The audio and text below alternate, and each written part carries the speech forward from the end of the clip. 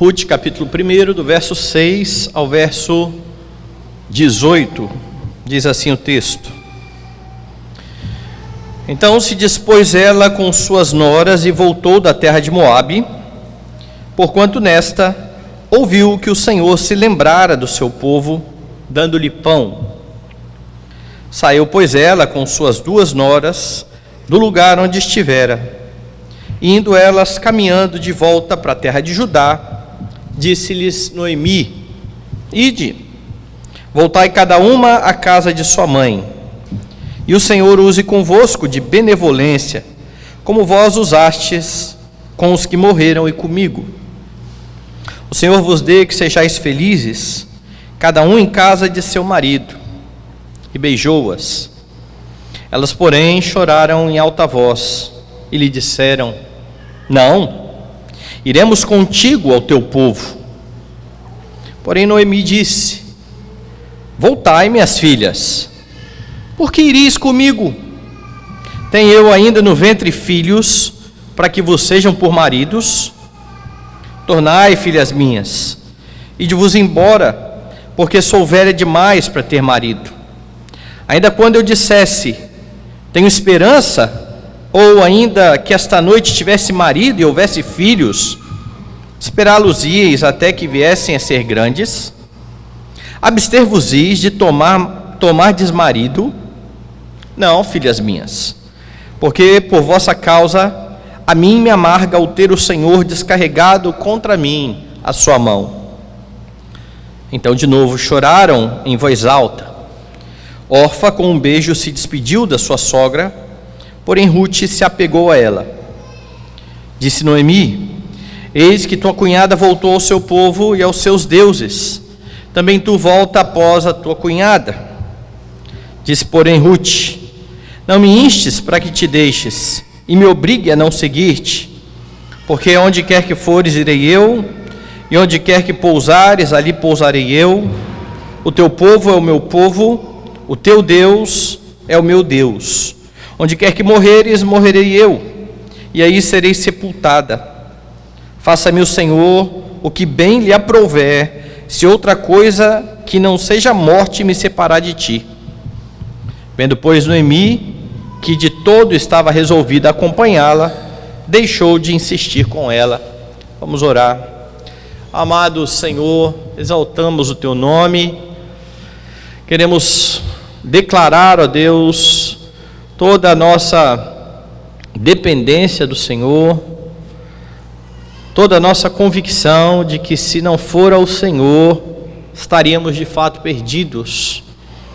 Mas louvamos o teu nome porque o Senhor nos resgatou, nos fez parte do teu povo e tem instruído, Pai, o nosso coração ao falar conosco por meio da palavra que neste momento foi lida e que será pregada.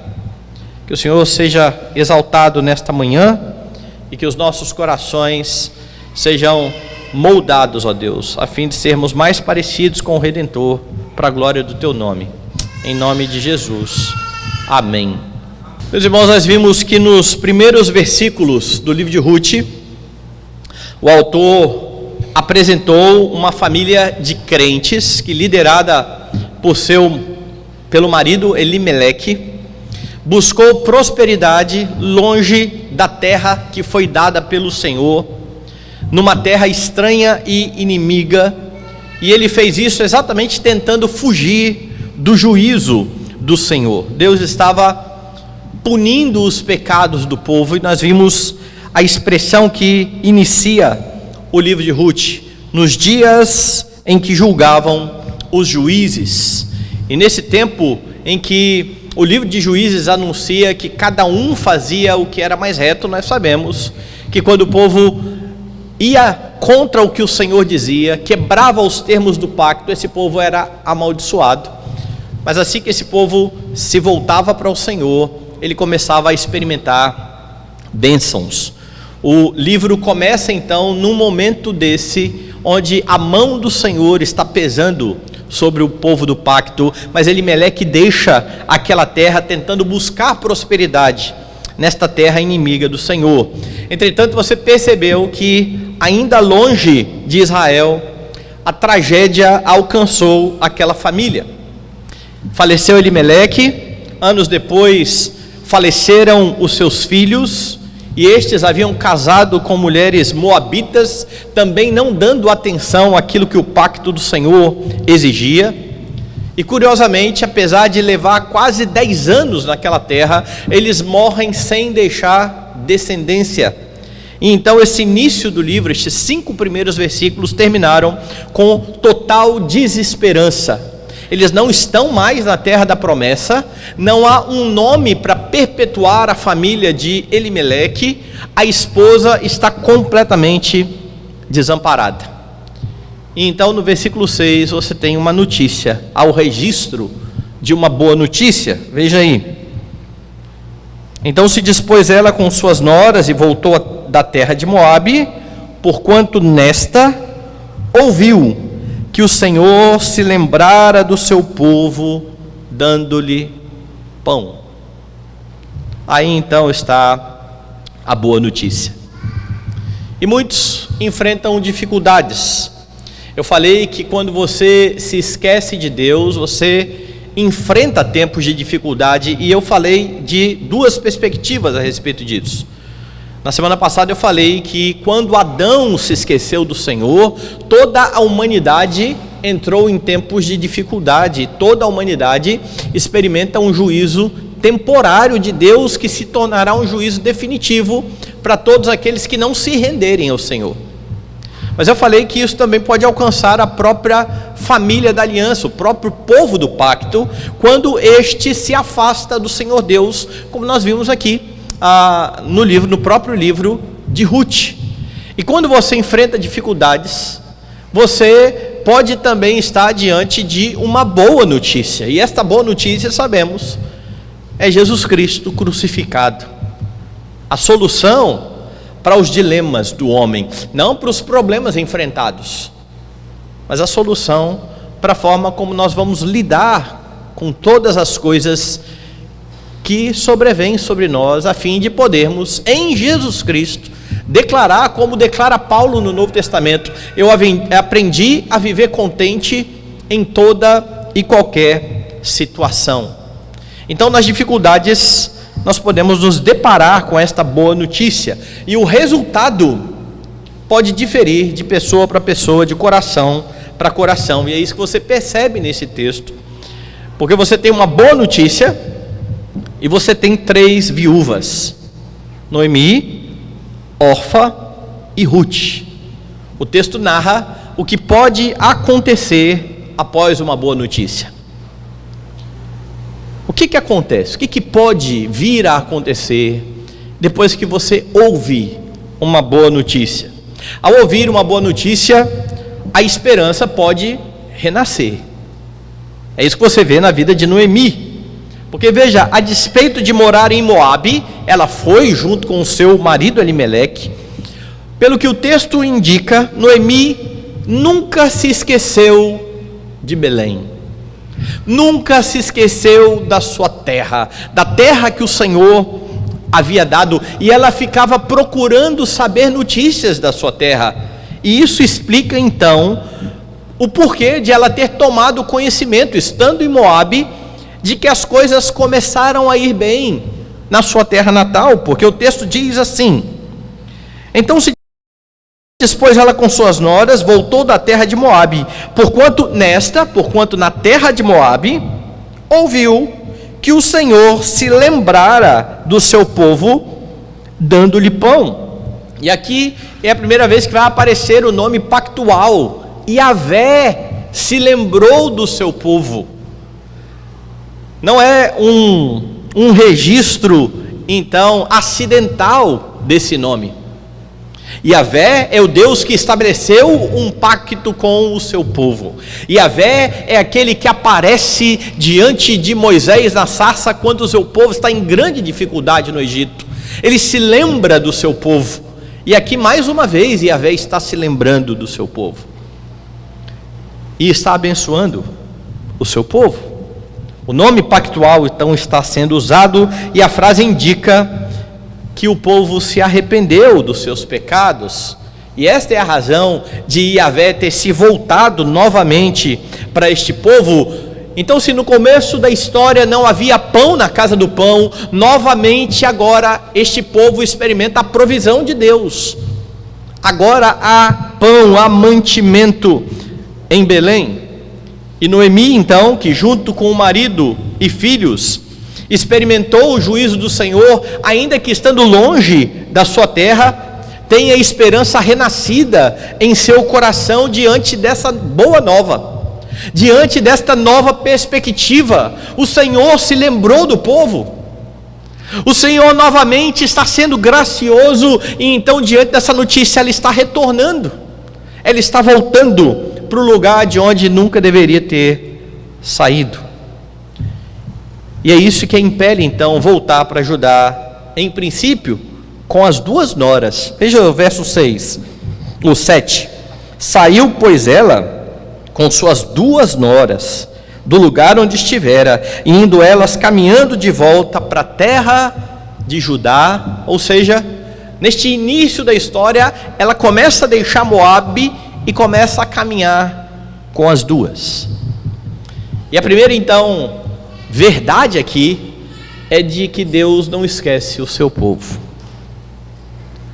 E é isso que precisa estar no seu coração, calar no seu coração, a fim de que você sempre tenha a sua esperança renovada. Deus não se esquece do seu povo, Deus não se esquece de você. E é curioso que você percebe na Escritura que esta verdade bendita foi a verdade que esteve no coração de muitos servos de Deus, fazendo com que a esperança renascesse. Por exemplo, abra aí a sua Bíblia em Lamentações de Jeremias.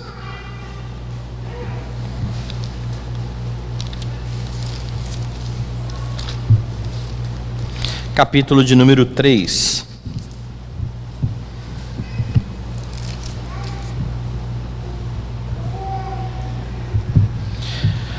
Este aqui é a sequência daquele texto tão citado e tão conhecido, que começa lá no verso 21, onde diante de toda a tragédia do cativeiro, Jeremias então diz: eu quero trazer à memória aquilo que me pode dar esperança. Então ele diz que as misericórdias do Senhor são a causa de não sermos consumidos, porque estas misericórdias não têm fim. Mas eu quero ler com você hoje a partir do verso 27. Bom é para o homem suportar o jugo na sua mocidade. Assente-se solitário e fique em silêncio, porquanto esse jugo Deus pôs sobre ele. Põe a boca no pó, talvez ainda haja esperança.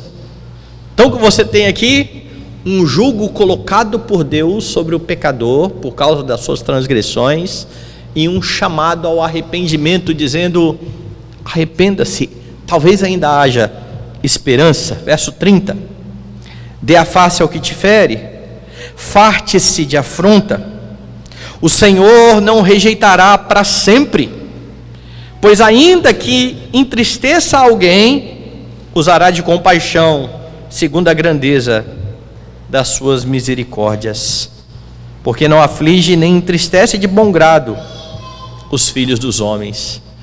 E o que Jeremias está colocando aqui é aquilo que Hebreus vai falar também no Novo Testamento. Toda disciplina no momento não parece ser motivo de alegria, mas ao final ela produz um fruto pacífico de justiça. Deus corrige o seu povo, Deus disciplina o seu povo, mas Ele não se esquece do seu povo. Ele não se ira para sempre. E você tem esta garantia quando você olha para a cruz de Jesus Cristo e tem plena convicção de que na cruz o Senhor puniu definitivamente os seus pecados. E é por isso que você não irá perecer eternamente. E essa é a razão de Ele se voltar com misericórdia para com a sua vida, ainda que você seja muitas vezes disciplinado para aproveitamento. Mas você pode ter plena certeza e convicção de que Deus não rejeita o seu povo. E diante desta boa nova, que é Jesus Cristo crucificado, você tem motivos de sobra para permanecer esperançoso, ainda que esteja enfrentando a disciplina do Senhor, ainda que esteja passando por momentos em que está longe dos caminhos do Senhor, ou pensando nisso, pensando em estar longe, dizendo não vale a pena estar junto ao Senhor. Que nessa manhã, se você está nessa condição, a esperança renasça no seu coração e você se volte para o Senhor. Mas essa é também uma excelente mensagem para aqueles que ainda não conhecem o Senhor e que estão mergulhados num mundo quebrado de tristeza. Eles podem ter a esperança renovada ao ouvir que existe um Redentor bendito, e é por isso que você, como povo de Deus, precisa ser portador destas boas notícias. Boas notícias a respeito do Senhor, que é aquele que concede sustento para a alma. Esta mulher está voltando porque ela ouviu dizer que Deus continua a sustentar o seu povo. Diante de uma boa notícia, então, a esperança pode renascer, mas diante de uma boa notícia, a incredulidade pode ficar constatada. Então você volta os olhos para uma outra viúva do texto. Elas estão deixando Moabe e estão indo para Belém. E Noemi então começa a falar com as suas noras, a instar com as suas noras, para que voltem para suas famílias. E a razão aqui é bem óbvia: com a morte dos filhos, elas não têm mais um vínculo legal para com Noemi. Os laços não existem mais, sobretudo porque Noemi não tem mais filhos para dar a estas mulheres, para que o nome da família seja perpetuado. Veja o versículo 8. Disse-lhes Noemi: ide, voltai cada uma à casa da sua mãe, e o Senhor use convosco de benevolência, como vós usastes com os que morreram e comigo. O Senhor vos dê que sejais felizes, cada um em casa de seu marido. E beijou-as. Elas, porém, choraram em alta voz e lhe disseram: não, iremos contigo ao teu povo. Porém Noemi disse: voltai, minhas filhas, por que iríeis comigo? Tenho eu ainda no ventre filhos, para que vos sejam por maridos? Tornai, filhas minhas, ide-vos embora, porque sou velha demais para ter marido. Ainda quando eu dissesse tenho esperança, ou ainda que esta noite tivesse marido e houvesse filhos, esperá-los-ieis até que viessem a ser grandes? Abster-vos-ieis de tomardes marido? Não, filhas minhas, porque por vossa causa a mim me amarga o ter o Senhor descarregado contra mim a sua mão. E você precisa notar algumas coisas aqui interessantes nestes versículos que nós lemos. A primeira delas é que por 4 vezes Noemi diz: volte, vão embora, vão de volta para a sua terra. Veja aí, no verso 8, Noemi diz: ide, voltai cada um à casa da sua mãe. No verso de número 12, tornai, filhas minhas, ide-vos embora. No verso 11, disse: voltai, minhas filhas, porque ireis comigo. Verso 15, também tu volta após tua cunhada. 4 vezes. Voltem para o povo, vão embora, me deixem, me abandonem.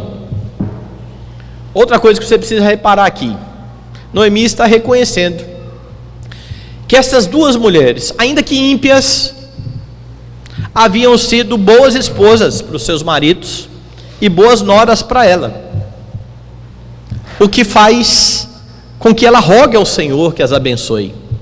Veja o verso 8: ide, voltai cada um à casa da sua mãe, e o Senhor use convosco de benevolência, de misericórdia, como vós usastes com os que morreram e comigo.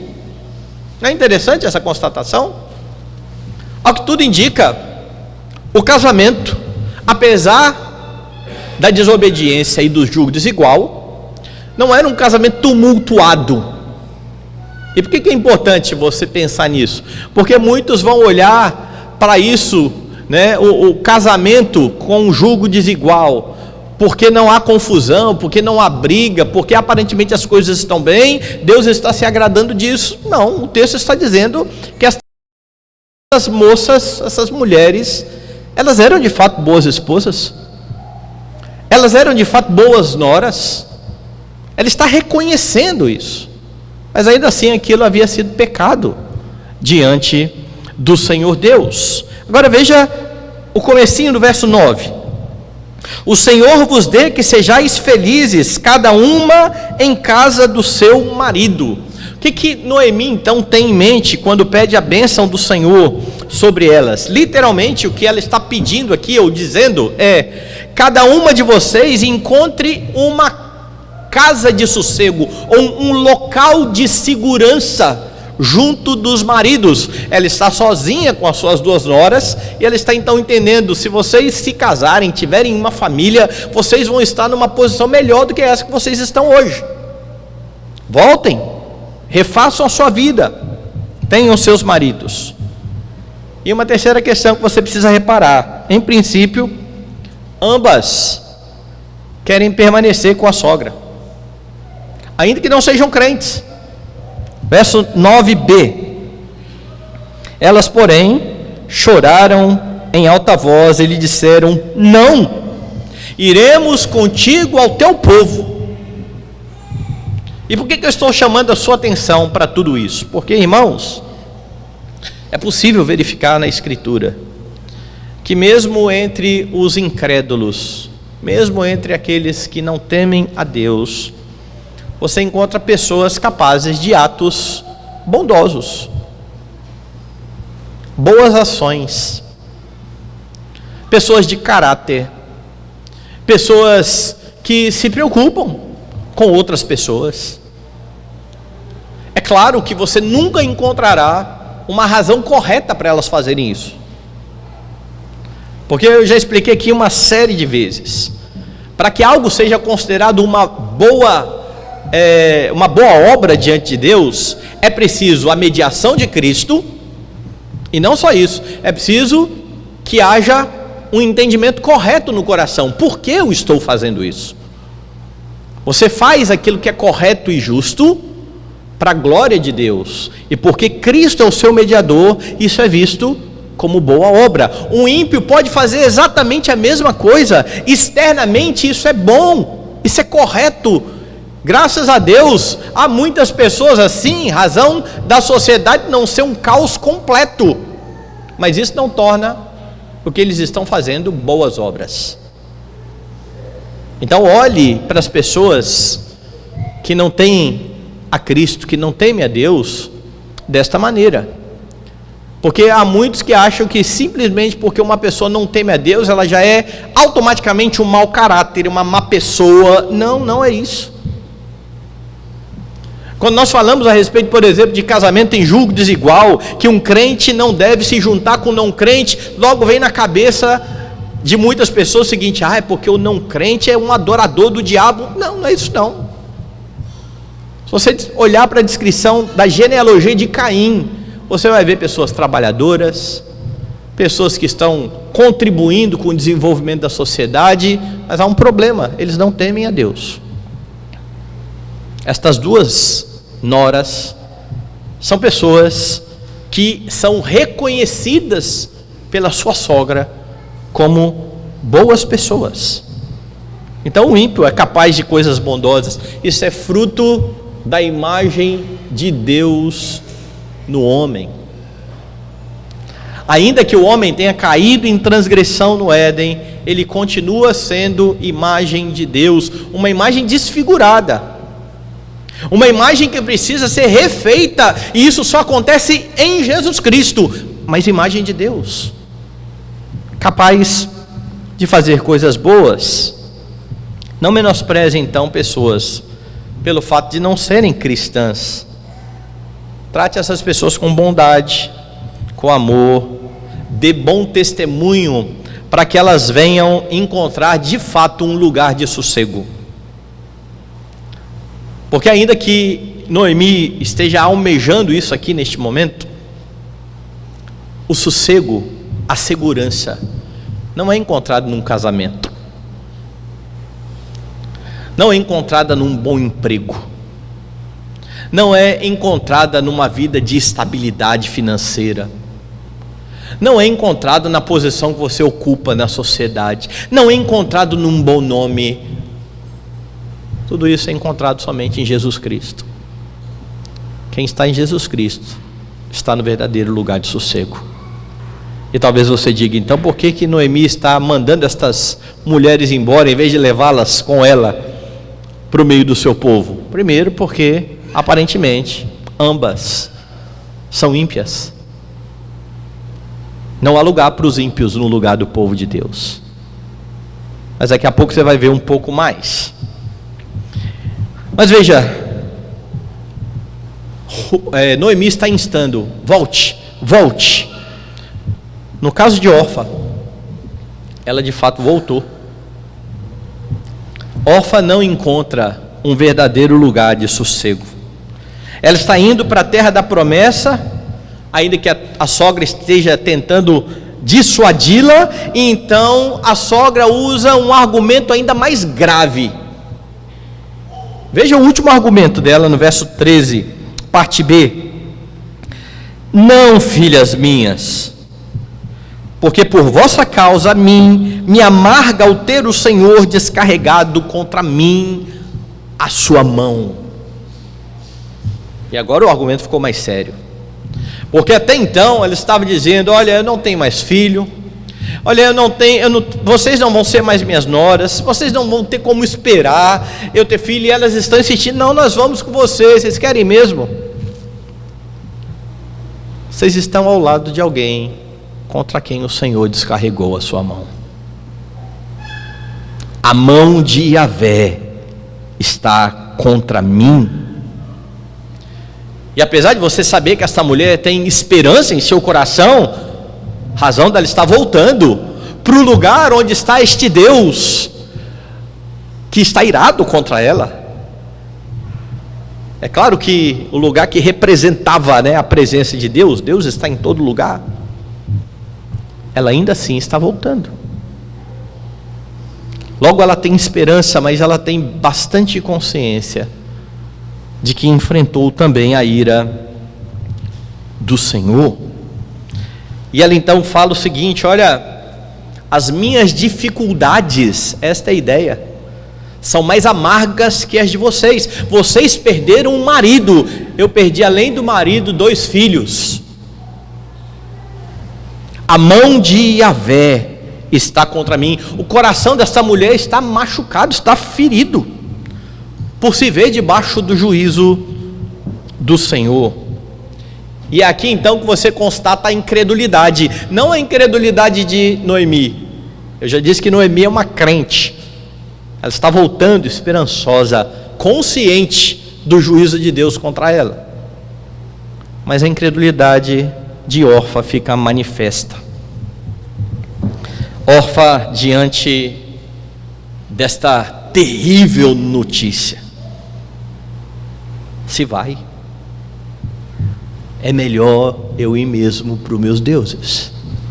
Não é coisa boa estar junto de alguém que está debaixo da mão do Senhor.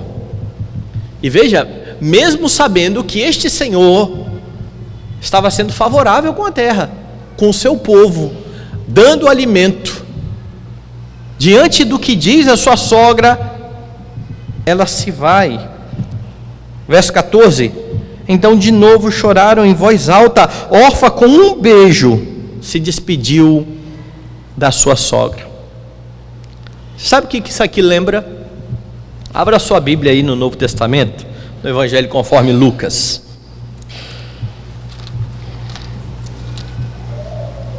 Vai lá no capítulo de número 8. Mudando o que deve ser mudado, é claro. Veja o que você tem em Lucas capítulo 8, a partir do verso de número 4, Jesus começa a contar a parábola do semeador, aquele que sai a lançar sementes pelo caminho. E você sabe que essa semente lançada pelo semeador é a boa nova do Evangelho. É essa a semente.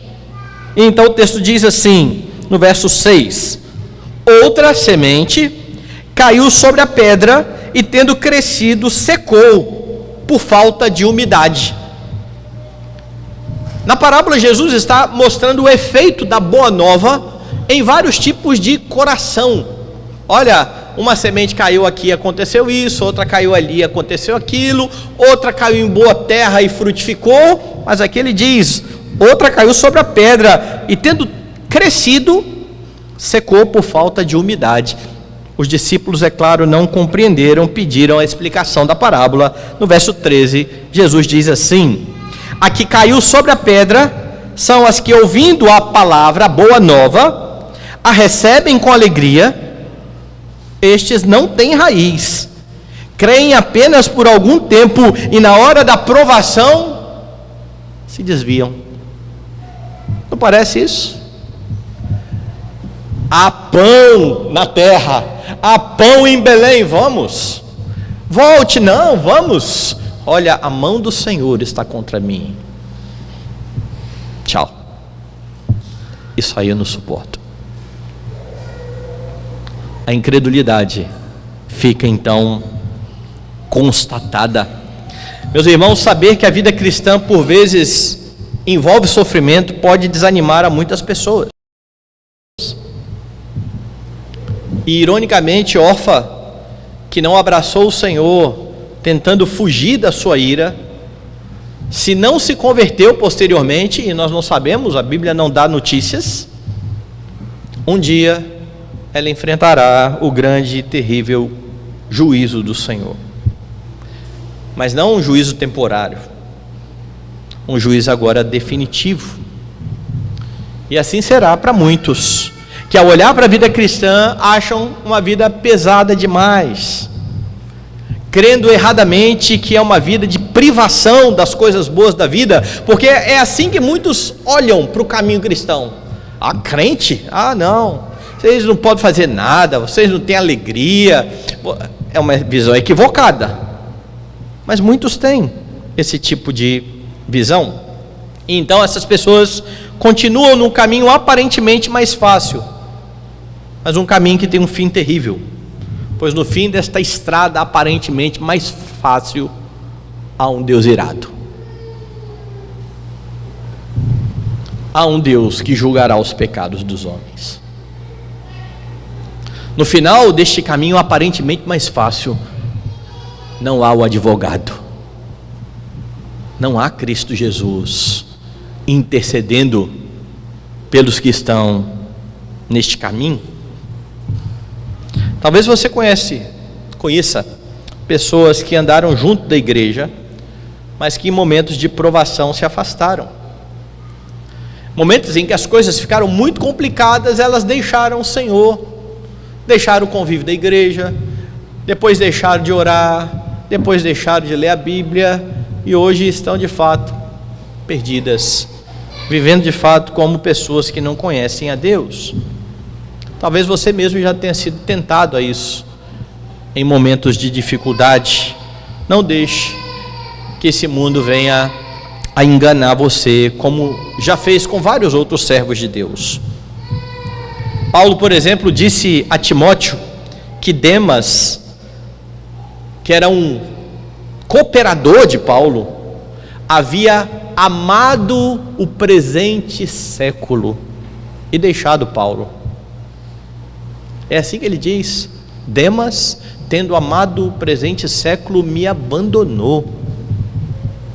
Ele começou a caminhar com Paulo, ele era um discípulo de Paulo, um colaborador, um cooperador. Diante das dificuldades, ele olha para o mundo e abraça o mundo.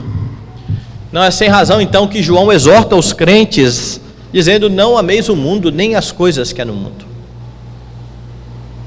porque o mundo passa. Aquele que faz a vontade do Senhor permanece eternamente. Então, mesmo diante de provações e dificuldades, mantenha os seus olhos na boa notícia.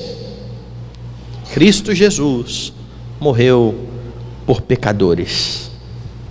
Mantenha os seus olhos fitos no Deus que promete alimentar o seu povo com o pão da vida.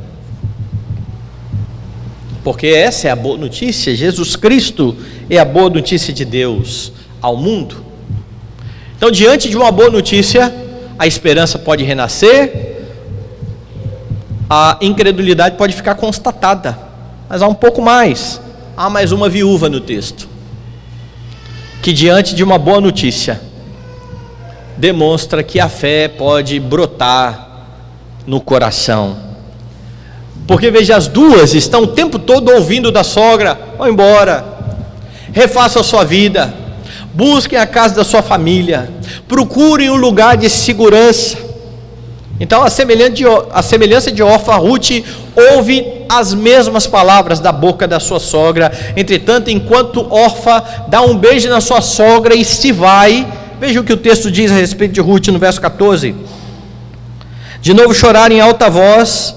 Orfa com um beijo se despediu da sua sogra, porém Ruth se apegou a ela. E talvez na leitura você olhe este se apegar e entenda algo apenas que tem a ver com um sentimento dela para com a sogra. Não, literalmente ela se agarrou à sogra. A ideia aqui é de um abraço muito apertado. Enquanto a outra dá um beijo e se vai, ela abraça a sua sogra e diz: eu quero ficar aqui. Veja, elas ouviram a mesma coisa. A mão de Yahvé é contra mim. Vocês querem ficar comigo? Ela se agarra, ela se apega. Mais uma vez, Noemi vai tentar dissuadir e manda ela de volta para os seus deuses. Veja no verso 15: disse Noemi: eis que tua cunhada voltou ao seu povo e aos seus deuses, também tu volta após a tua cunhada. E talvez uma leitura rápida você fale assim: mas não tem sentido, a mulher quer ir junto com Noemi, por que Noemi está mandando ela embora o tempo todo? Noemi não quer que ela seja crente, mas Noemi não sabe que ela é crente. Noemi só sabe que ela está se apegando à sogra.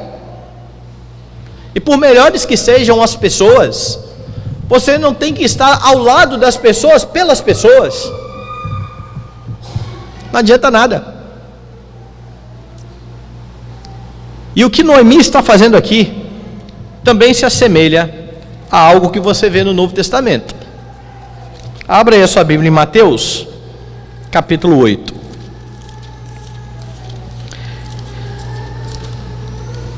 Para quem estranha a atitude de Noemi, veja a mesma atitude em outro personagem, mais santo que Noemi. Verso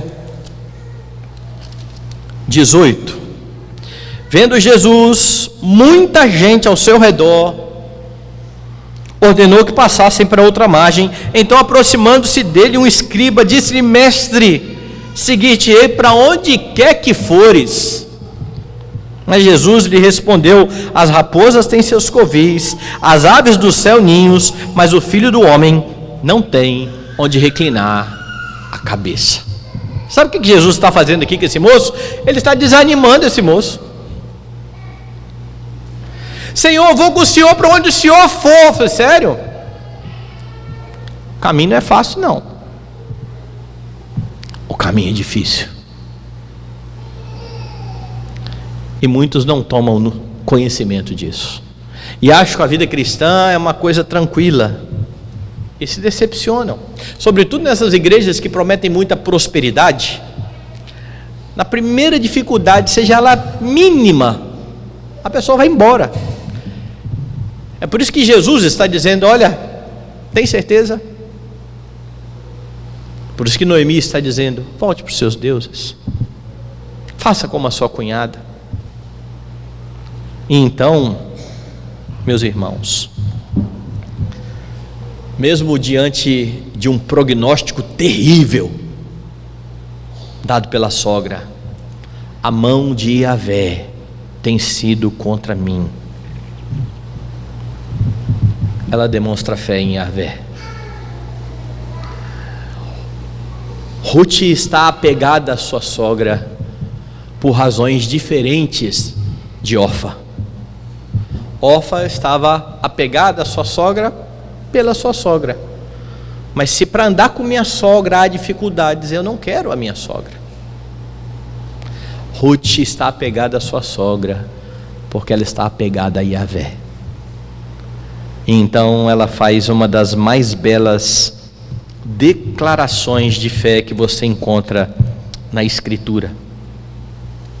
Ela não se compromete somente com Noemi, ela se compromete com Noemi, com seu povo, com sua terra, com o seu Deus. Veja aí nos versos 16 e 17, disse Ruth: não me instes para que te deixe e me obrigue a não seguir-te, porque onde quer que fores irei eu, onde quer que pousares ali pousarei eu. O teu povo é o meu povo, o teu Deus é o meu Deus. Onde quer que morreres, morrerei eu, e aí serei sepultada. Faça-me o Senhor o que bem lhe aprouver, se outra coisa que não seja a morte me separar de ti. Como eu disse, ela se apega à sua sogra porque ela está apegada ao Deus da sogra.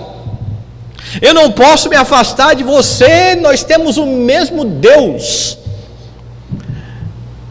Eu não deixarei nem você, nem a sua terra, nem o seu povo.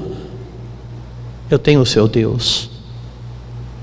E esta mulher está tão consciente de quem é esse Deus, que a sogra já disse: a mão dele está contra mim, que ela agora, ao fazer esse juramento, chama esse Deus como testemunha.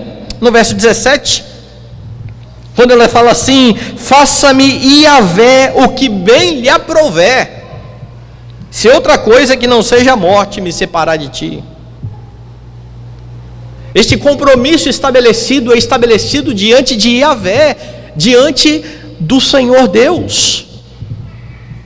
A despeito então de todas as dificuldades relatadas pela sogra, ela confia no Yahvé que sustenta o povo, que se voltou com bondade para o povo que agora é o povo dela. É onde ela experimentará bondade, é onde ela experimentará verdadeiro sossego, verdadeiro repouso, verdadeira segurança, é onde ela pode amar ao próximo, imitando o amor de Yahvé por ela. Neste momento que Noemi então se convence que Ruth não irá embora, verso 18, vendo Noemi que de todo estava resolvida a acompanhá-la, deixou de insistir com ela. Então eu volto a dizer, não basta você andar junto a quem tem fé. A fé é pessoal. Ah, meu pai é um homem de muita fé. E você? Minha mãe serve na igreja.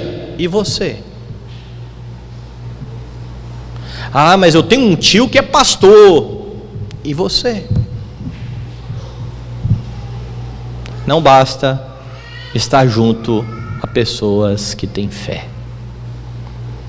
Você tem que se comprometer pessoalmente com o Senhor Deus. É isso que essa mulher está fazendo.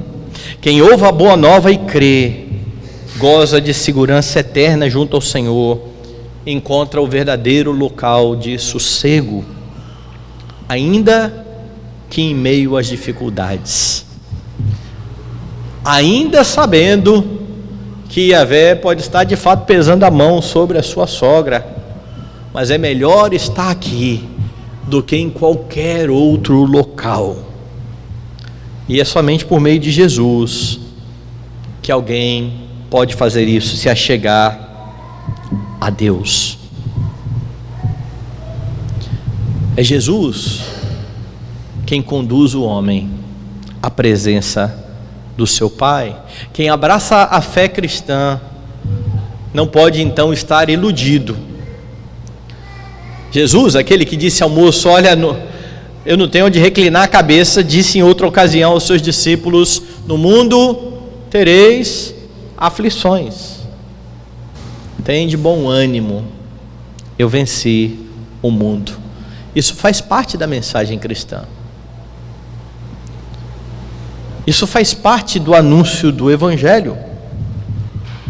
Agora há uma questão aqui importante que eu quero levantar. Muitos usam esta história de Ruth para defender o casamento em julgo desigual. Está vendo? O moço foi lá, casou com Ruth, ela não era crente e se converteu. Deus não pode fazer isso? Claro que pode. Está feito aqui. Atente para algumas coisas. O povo olha de forma tão distorcida para o que está acontecendo aqui, que a declaração de fé de Ruth é usada inclusive em convite de casamento.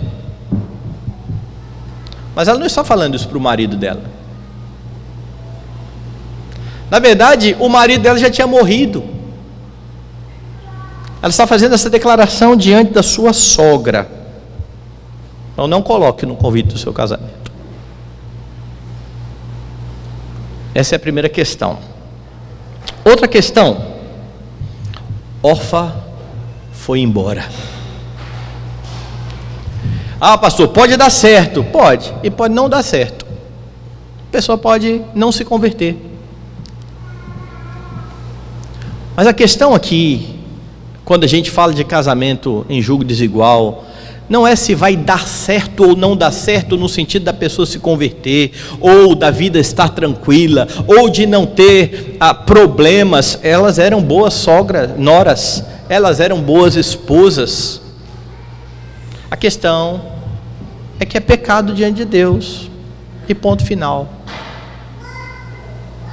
É por isso que crentes não devem procurar casamento em julgo desigual. Agora veja, a fé é decidida. Uma vez abraçado o Senhor, precisa ser até a morte. E graças a Deus, isso não depende de nós. É aquele que começou a boa obra em nós, que há de completá-la até o dia de Cristo Jesus. É Ele que vai manter os seus no caminho, porque Ele promete estar conosco todos os dias até a consumação dos séculos. Então, meus irmãos, por causa do pacto, Deus nunca se esquecerá do seu povo, nem castigará o seu povo para sempre. Essa foi a boa nova ouvida. E esta boa nova é vista em Jesus Cristo crucificado. É nele que o Senhor promete alimentar todos aqueles que por causa de Adão perecem sem alimento. Jesus é o verdadeiro pão da vida. E diante então dessa boa notícia, Jesus é o pão da vida, Jesus é o alimento para a alma, a esperança pode renascer. Por isso, proclame o Evangelho aos perdidos. Proclame o Evangelho àqueles que estão sofrendo. Proclame o Evangelho àqueles que passam por dificuldades. Coloque diante deles a boa nova, a boa notícia a respeito do Redentor. Não deixe de exortar crentes que estão se afastando do Senhor. Crentes que estão sem esperança, que precisam ser lembrados dessa verdade, a fim de que o coração rejubile em esperança. Diante do anúncio de Cristo, a incredulidade pode ficar constatada. Sempre haverá corações duros que escolherão um caminho pretensamente mais fácil, que é o caminho do engano, um caminho que leva ao juízo definitivo e final. Diante do anúncio de Cristo, a fé pode brotar. É por meio deste anúncio da boa nova da salvação que o Senhor promete levar a fé àqueles que são dele. Como crerão se não há quem pregue? A fé vem pela pregação. A pregação pela palavra de Cristo. Lembre-se, em Cristo Jesus você tem verdadeiro local de sossego, ainda que você enfrente tempos difíceis. Pois para nós que estamos em Cristo, isso é momentâneo, como afirma Paulo aos Coríntios, e eu quero encerrar com essa citação, 2 aos Coríntios, capítulo 4,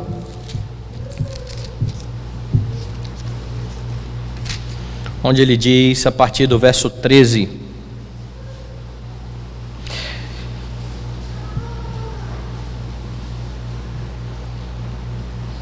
tendo, porém, o mesmo espírito da fé, como está escrito, eu criei, por isso é que falei.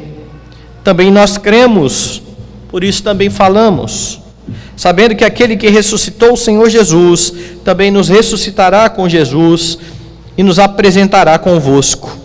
Porque todas as coisas existem por amor de vós, para que a graça, multiplicando, se torne abundantes as ações de graças, por meio de muitos, para a glória de Deus.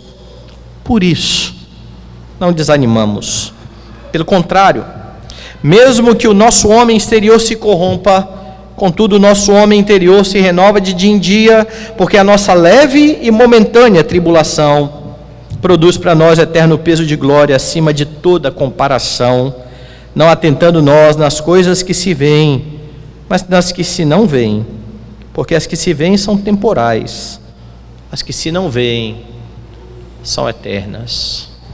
Que Deus mantenha no nosso coração essa convicção.